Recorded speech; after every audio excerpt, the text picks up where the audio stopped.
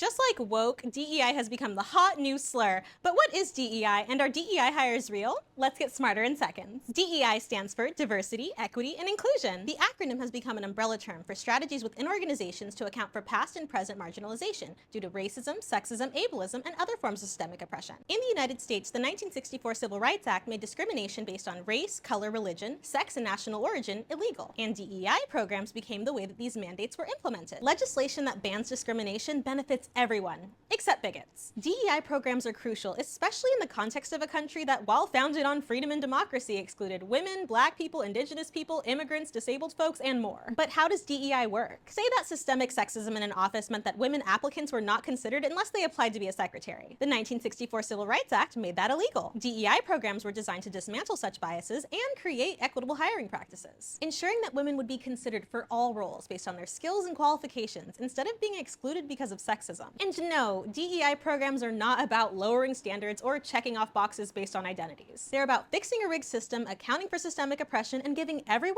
a fair shot. And even with DEI programs, discrimination persists. Candidates with white-sounding names are more likely to receive callbacks. Women are less likely to be promoted. And it is still legal in the United States to underpay people on the basis of disability. In 2020, many DEI programs came to the forefront of public discourse, particularly following the tragic murder of George Floyd. In some cases, DEI programs received increased attention, funding, and interest. But the increased attention meant increased backlash. Phrases like DEI hire have long been used to discredit anyone who does not benefit from the status quo. This is because in their minds, it's impossible that, for example, a black disabled woman could be the most qualified candidate for a given role, which says more about them than it does about her. In their minds, we need to go back to a time before the Civil Rights Act, before DEI programs, when only well-connected wealthy white men could be considered for leadership positions, and companies didn't have to consider anyone else. But that's white supremacy, the false and harmful idea that white Western Europeans are inherently superior and should therefore rule society. It's also patriarchy and any oppressive ideology that says only a select few people are capable, intelligent, and human enough to be included. So it's no surprise that the same people who want to ban DEI programs are the same ones trying to ban us from learning why we needed them in the first place. And in some cases, they have been successful. Anti-DEI efforts are about restoring white supremacist patriarchal control, not about fighting for freedom. I've been accused of being a DEI hire before, but I would rather be hired based on my skills in a fair process than simply selected because a supremacist thought I would reinforce the status quo. Smarter in seconds.